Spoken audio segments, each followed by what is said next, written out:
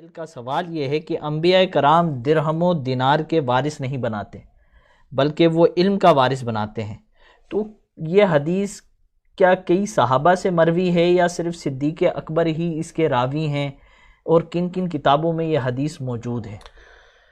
یہ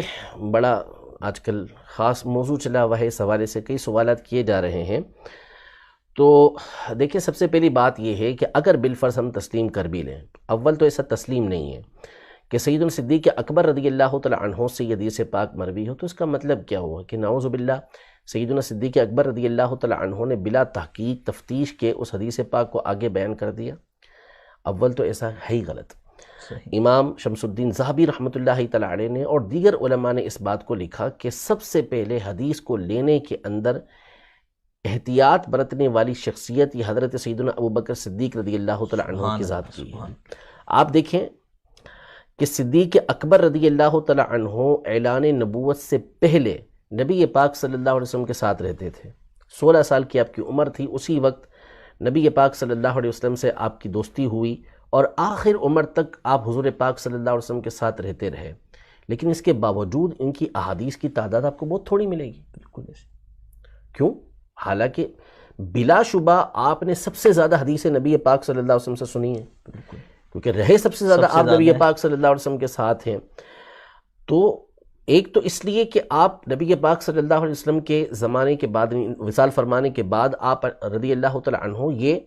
2 سے 2.25 سال تک دنیا میں رہے، تو زیادہ اس لیے پھیلانے کا موقع بھی نہیں ملا۔ دوسرا، آپ بیان کرنے میں بہت احتیاط برتتے تھے۔ حضور پاک صلی اللہ علیہ وسلم کی حدیثوں کو ایسے ہی بیان نہیں کرتے تھے،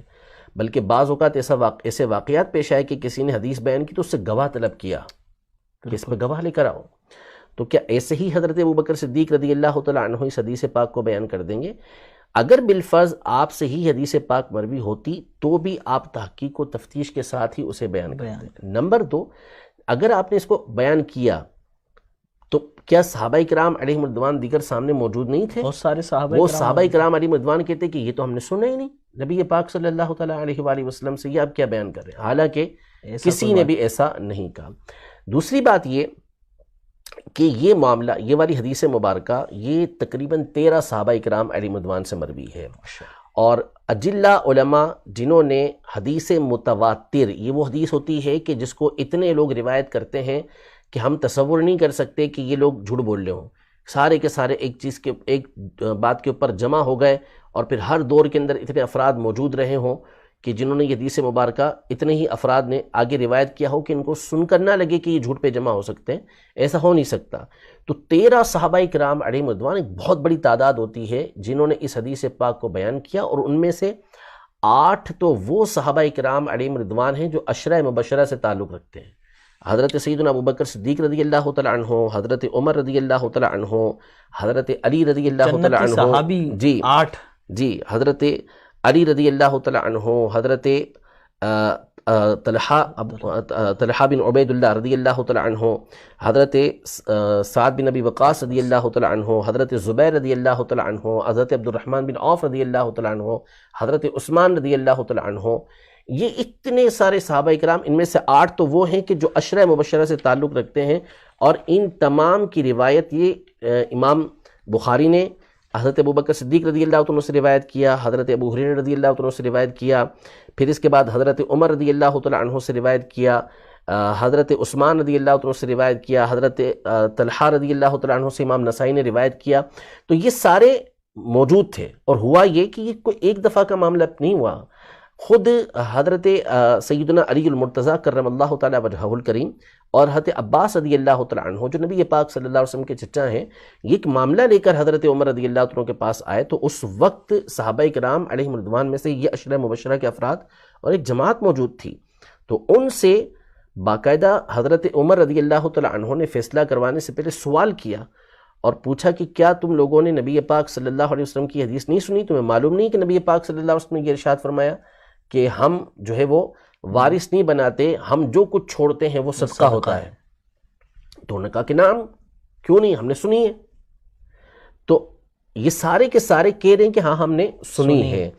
پھر اس کے بعد یہ معاملہ یہی نہیں بلکہ مسند احمد کی حدیث مبارکہ ہے کہ ازواج مطہرات کیونکہ اگر ہم وراثت کی بات کریں تو ان کا بھی حصہ ان کا حصہ نبی پاک صلی اللہ علیہ وسلم کی وراثت سے بنتا صدیق تھا. اکبر کی جو صاحبزادی حضرت تو حضرت عائشہ رضی اللہ حضرت تعالیٰ عائشہ، عنہ، ازواج مطہرات نے اس بات کا ارادہ کیا کہ وہ حضرت عثمان غنی رضی اللہ تعالیٰ عنہ کو بھیجیں اور وراثت کا مطالبہ کریں. تو حضرت عائشہ رضی اللہ تعالیٰ عنہ نے ان سے کہا کہ تمہیں یاد نہیں، کہ تمہیں معلوم نہیں کہ نبی پاک صلی اللہ تعالیٰ علیہ وسلم نے یہ ارشاد فرمایا تھا کہ ہم وارث نہیں بناتے، کہ ہمارا وارث نہیں بنایا جاتا، ہم جو کچھ چھوڑیں وہ صدقہ ہوتا ہے. تو وہ بھی ساری راضی ہو گئیں. مسند اسحاق بن راہویہ کے الفاظ ہیں کہ انہوں نے اپنا حصہ چھوڑا اور راضی ہو گئی اس کے اوپر. تو یہ سارے صحابہ کرام علیہم الرضوان روایت کرنے والے موجود، اور پھر یہ معاملہ ایک سے زائد مرتبہ پیش آیا،